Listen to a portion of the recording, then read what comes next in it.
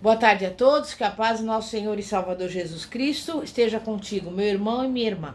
A mensagem dessa tarde tem como tema o segredo da comunhão diária. E para isso nós vamos abrir a Bíblia Sagrada no Evangelho de Lucas, capítulo 11. Eu vou ler o versículo 3 e o 4, primeira parte, que diz assim: O pão nosso de cada dia dá-nos hoje, e perdoa as nossas dívidas, assim como nós perdoamos os nossos devedores. A oração eficaz significa comunhão diária com Deus.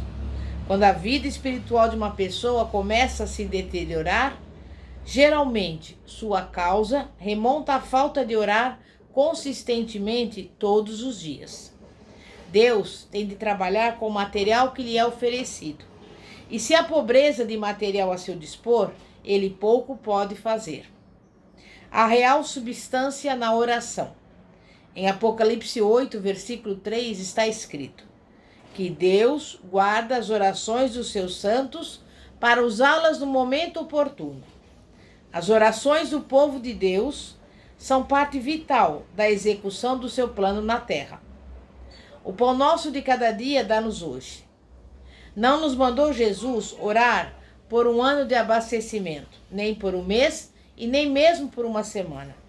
Ele quer que diariamente estejamos dependentes dele. Quer que diariamente sintamos carecer da força da sua presença e do seu poder sustentador.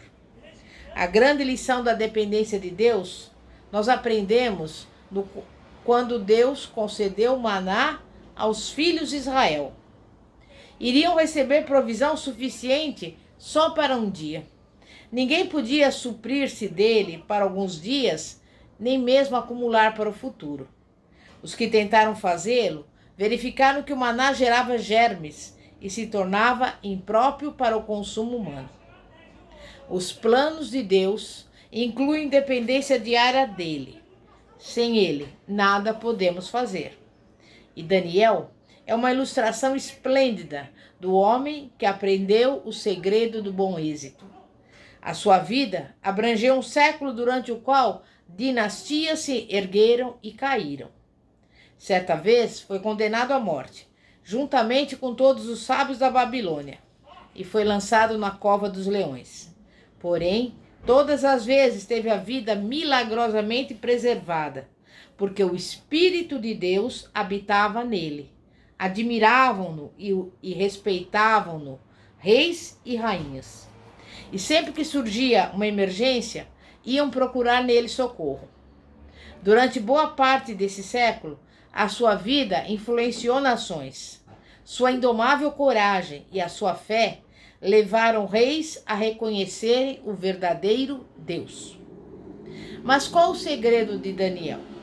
A oração significava muito em sua vida. Não corria buscar Deus somente quando alguma crise surgia. 3 vezes ao dia, encontrava-se com Deus e rendia-lhe graças. Com ele, a oração era um assunto vital de todos os dias. Quando Daniel era jovem, ele, juntamente com muitos outros, tinha sido deportado de Jerusalém pelo rei da Babilônia. A grande tristeza do seu coração era a tragédia que sobreviera ao seu povo. Daniel, no entanto, tinha fé para crer que Deus podia remover toda aquela situação. Dedicou-se à oração e ao jejum. E a Babilônia, o monte que destrói, foi removida. Deus levantou o rei Ciro para realizar o seu propósito. Ciro derrubou o reino da Babilônia e pouco depois decretou a restauração de Jerusalém. A regularidade da vida de oração de Daniel nunca deu ao diabo uma oportunidade de abrir uma brecha. Daniel comprovou que o homem pode viver durante um século e ter vitória durante cada hora dele. O efeito poderoso da oração diária é revelador na vida de Cristo. Ele não deixava nada interferir na sua comunhão regular com Deus. Às vezes, era necessário levantar-se cedo, de manhã, antes das pessoas chegarem a ele, a fim de encaixar o seu horário de oração. E quando uma grande decisão estava para ser tomada, ele ia até um lugar remoto, onde podia ter privacidade e passar horas em oração. Ao aproximarmos-nos do trono da graça, precisamos ter certeza de que os nossos pecados são perdoados. A oração que vem antes de todas as demais orações é: ó Deus, sê propício a mim, pecador. A primeira oração do pecador é pedir a Deus que perdoe os seus pecados. O pecado não confessado é a razão por que alguns cristãos deixam de receber respostas às suas orações. Davi conhecia de perto o assunto. Ele mesmo tinha cometido um pecado grave, mas o manteve em segredo até Deus desmascará-lo. Davi descobriu que as suas orações não estavam sendo atendidas. Quando seu filhinho ficou doente, Davi clamou ao Senhor pedindo sua recuperação, mas o seu pecado formava uma barreira entre ele e a resposta. Felizmente, Davi acabou se arrependendo e foi restaurado. No fim, Deus ainda podia dizer que Davi era um homem segundo o seu coração, revelando assim a plena extensão do perdão divino. A confissão é o elemento mais importante da oração. À medida que estudamos o registro bíblico, vemos que os homens que tinham mais poder com Deus eram aqueles que confessavam os seus pecados e os seus fracassos. Na história de Daniel, nada foi registrado contra a sua conduta. Mesmo assim, a sua confissão de pecados é uma das mais profundas narradas na Bíblia. No capítulo 9, vemos o profeta confessando os pecados do povo, como os dele mesmo. Sua confissão se dividia em 7 partes. Primeira, pecamos. Segunda, cometemos iniquidade.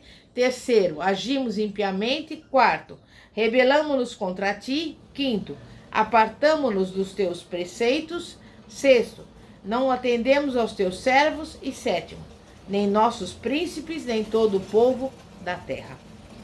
E foi durante esse período de confissão que o anjo Gabriel apareceu-lhe e mostrou a visão das 70 semanas, que revelou a Daniel que o seu povo voltaria do cativeiro dentro em breve e reedificaria Jerusalém.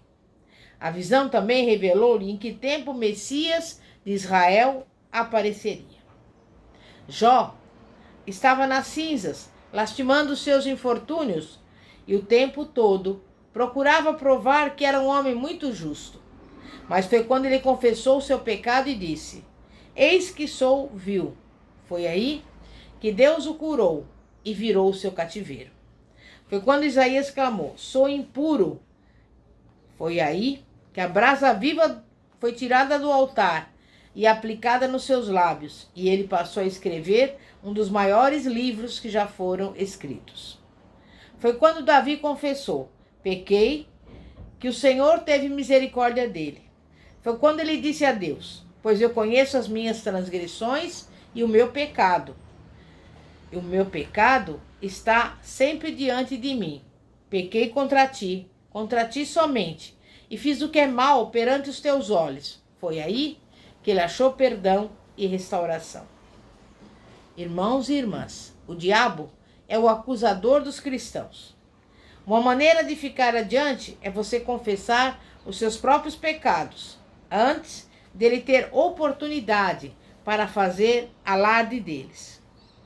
Muitos dos maiores reavivamentos da história mundial ocorreram quando as pessoas pranteavam diante de Deus, confessando os seus pecados. A cidade de Nínive estava para ser destruída, mas os habitantes, começando pelo próprio rei, vestiram-se de pano de saco e se humilharam diante de Deus, e o Senhor poupou a sua cidade.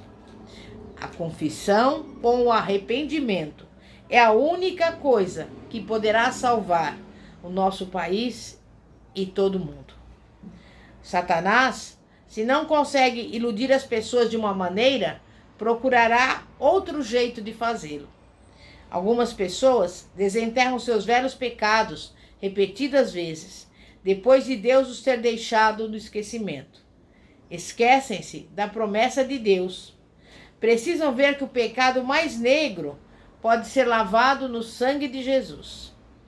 Deus prometeu que não se lembraria dos nossos pecados. Jeremias 31, versículo 34.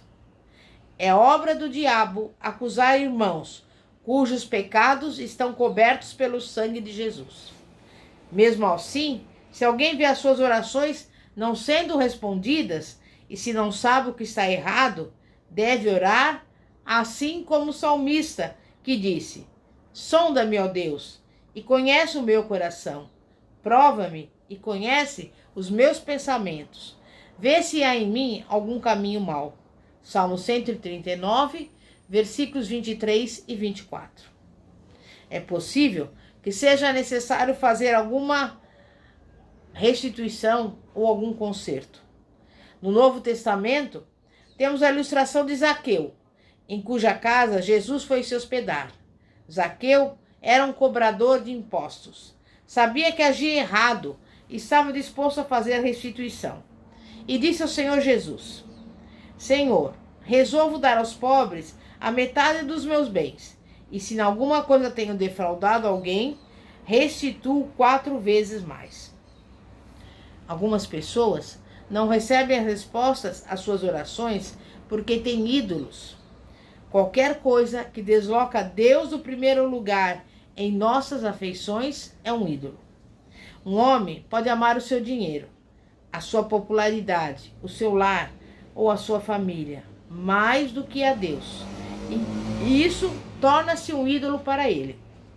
O Senhor disse a Ezequiel a respeito dos anciãos do povo que inquiriam do Senhor: Filho do homem, esses homens levantaram os seus ídolos dentro do seu coração, tropeço para a iniquidade que sempre tem eles diante de si. Acaso permitirei que eles me interroguem? Ezequiel 14, versículo 3. Irmãos e irmãs, Deus não escutaria as orações dos homens que tivessem ídolos no seu coração. E isto vale ainda hoje também.